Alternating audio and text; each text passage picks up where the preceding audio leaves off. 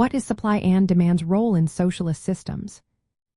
Imagine a world where the economy is not driven by individual choices and profit but by what society needs most.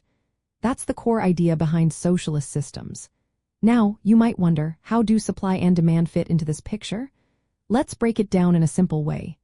In most capitalist economies, supply and demand are like a game of tug-of-war. When demand for a product goes up, prices rise, encouraging producers to make more. When demand drops, prices fall, and producers cut back. This cycle helps balance what's produced with what people want. But in socialist systems, the story is quite different. Instead of relying on market signals, production is planned ahead of time by the government or planning bodies. They decide how much of each good or service should be made based on what people need, not what will make the most profit. This means that supply and demand don't directly control what gets produced or how much. Instead, the focus is on meeting social needs through carefully coordinated plans. For example, if a community needs more hospitals, the planners will allocate resources and set production targets for building them, regardless of market demand. In traditional socialist models, this approach aims to avoid shortages or surpluses that happen in free markets.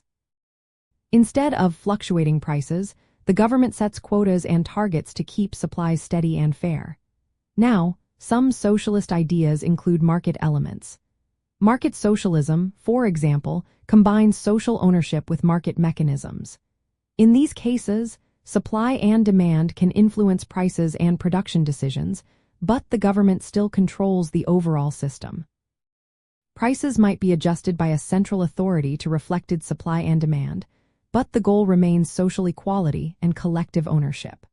From a socialist point of view, relying solely on supply and demand in capitalist markets often leads to waste, inequality, and instability.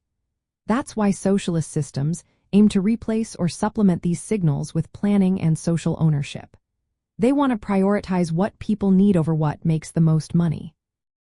So, in summary, supply and demand play a limited or controlled role in socialist economies. They are either managed through planning or integrated into hybrid systems where social goals guide production. The key idea is that production and distribution are not just about market forces but are directed to serve the collective good.